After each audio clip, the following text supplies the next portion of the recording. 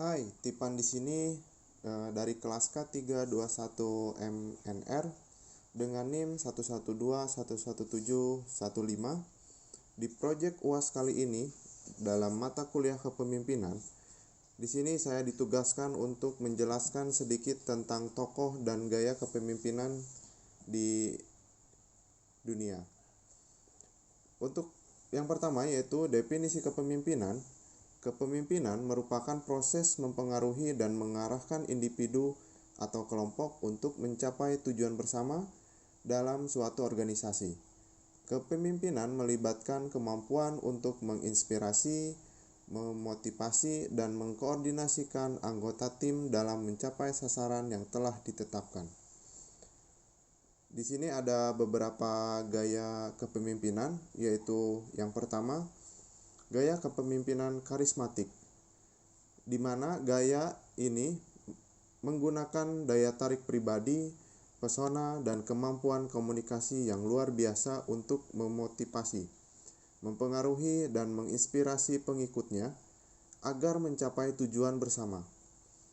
Pemimpin karismatik sering membangun hubungan emosional yang kuat dengan pengikutnya dan menciptakan rasa kepercayaan, loyalitas, serta semangat untuk bergerak menuju visi yang mereka bawa. Dan untuk ciri utama kepemimpinan ini adalah kemampuan pemimpin untuk memotivasi orang lain, tidak hanya melalui jabatan formal, tetapi juga dengan pengaruh pribadi yang sangat kuat. Ini lebih ke gaya kepemimpinan yang family. Dan untuk contoh tokoh kepemimpinan di Indonesia saat ini, yaitu siapa sih yang gak tahu dengan presiden pertama kita, yaitu Insinyur Soekarno, yang menginspirasi rakyat dengan orasi yang penuh semangat untuk mencapai kemerdekaan, sehingga pada tanggal 17 Agustus 1945, Insinyur Soekarno bersama Muhammad Hatta memproklamasikan kemerdekaan Republik Indonesia dari penjajahan Jepang, di mana pada tanggal tersebut diperingati juga sebagai Hari Kemerdekaan Bangsa Indonesia, di mana juga Pancasila kemudian dibentuk oleh Insinyur Soekarno ini sebagai dasar negara Indonesia. Pada tanggal 1 Juni merupakan hari lahir Pancasila. Latar belakang adanya hari lahir Pancasila yaitu pada tanggal 1 Juni 1945. Insinyur Soekarno mencetuskan untuk pertama kalinya Pancasila sebagai dasar negara. Namun, Pancasila yang diusulkan oleh Insinyur Soekarno saat itu cukup berbeda dengan Pancasila yang kita kenal saat ini. Perbedaan itu terutama dalam hal susunan redaksinya, sistematika atau urutan sila-silanya. Naskah resmi Pancasila yang menjadi rumusan resmi adalah Pancasila dalam pembukaan Undang-Undang Dasar yang disahkan pada tanggal 18 Agustus 1945, yaitu setelah Indonesia merdeka melalui Rapat Panitia Persiapan Kemerdekaan Indonesia atau biasa kita kenal dengan PPKI, bersama dengan disahkannya Undang-Undang Dasar 1945 sebagai Undang-Undang Dasar Negara kita. Untuk selanjutnya yaitu gaya kepemimpinan visioner, yaitu dengan memiliki visi yang jelas tentang masa depan dan dapat menginspirasi serta memotivasi orang lain untuk bekerja bersama-sama. Dalam mencapai tujuan jangka panjang tersebut, pemimpin visioner mampu melihat gambaran besar dan menuntun timnya menuju pencapaian visi yang lebih besar dari sekadar tujuan sehari-hari. Pemimpin visioner seringkali membawa ide-ide baru dan inovasi serta menciptakan arah dan yang jelas bagi organisasi atau negara untuk berkembang di masa depan. Di sini untuk contoh dari gaya kepemimpinan tersebut adalah Steve Jobs. Kita juga mungkin tahu dan sering mendengar, yaitu Steve Jobs, seorang CEO founder Apple. Dia dikenal memiliki visi yang jauh ke depan dalam hal teknologi, desain, dan interaksi manusia dengan perangkatnya.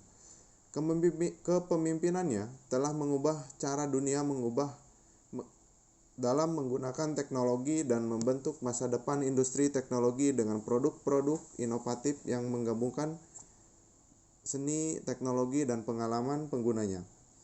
Steve Jobs memiliki visi yang kuat untuk membawa komputer pribadi ke dalam kehidupan sehari-hari orang banyak dan mampu menginspirasi tim Apple untuk bekerja keras dalam menciptakan produk yang tidak hanya canggih tetapi juga indah dan mudah digunakan. Untuk selanjutnya dari contoh kepemimpinan tersebut yaitu Walt Disney, di mana Walt Disney adalah contoh klasik dari pemimpin visioner yang tidak hanya mengubah industri hiburan tetapi juga menciptakan warisan yang bertahan hingga hari ini. Sebagai pendiri The Walt Disney Company, Disney menggabungkan kreativitas, inovasi, dan visi jangka panjang untuk membangun dunia hiburan yang lebih besar daripada sekedar kartun dan film. Kepemimpinan visionernya mengubah cara kita melihat hiburan, keluarga, dan bahkan teknologi digunakan di dalam industri. Untuk selanjutnya yaitu gaya kepemimpinan transformasional, di mana gaya ini berhubungan erat dengan perubahan dari dalam diri pemimpin maupun dari para anggotanya. Tipe kepemimpinan ini mampu memotivasi para anggota untuk mengerjakan sesuatu dengan melampaui apa yang telah ditargetkan.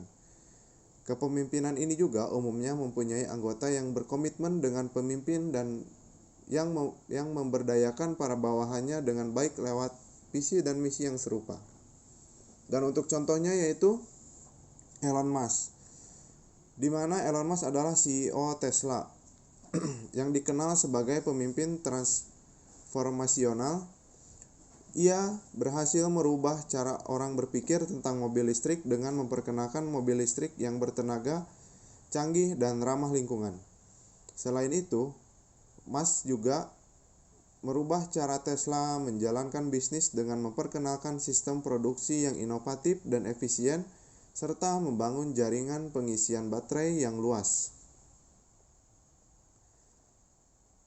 Dan Mas juga dikenal sebagai pemimpin yang ambisius dan terus mendorong timnya untuk mencapai tujuan yang diinginkan. Namun, ia juga memiliki sifat yang sulit bekerja, yaitu bekerja tim dengan orang lain dan seringkali mengalami konflik dengan rekan kerja dan anggota timnya. Meskipun demikian, kepemimpinan Elon Musk sangat berpengaruh terhadap keberhasilan Tesla dalam mengembangkan bisnisnya. Ia mampu memberikan visi yang jelas dan menginspirasi kepada anggota timnya, serta terus mendorong inovasi-inovasi baru untuk mengembangkan produk-produk yang unggul. Terima kasih. Sedikit kata-kata dari John C. Maxwell yaitu leadership is about one life influencing another.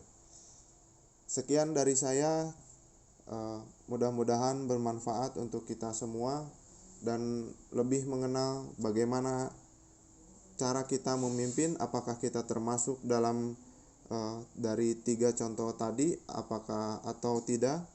Mari kita kaji diri kita sendiri. Wassalamualaikum warahmatullahi wabarakatuh.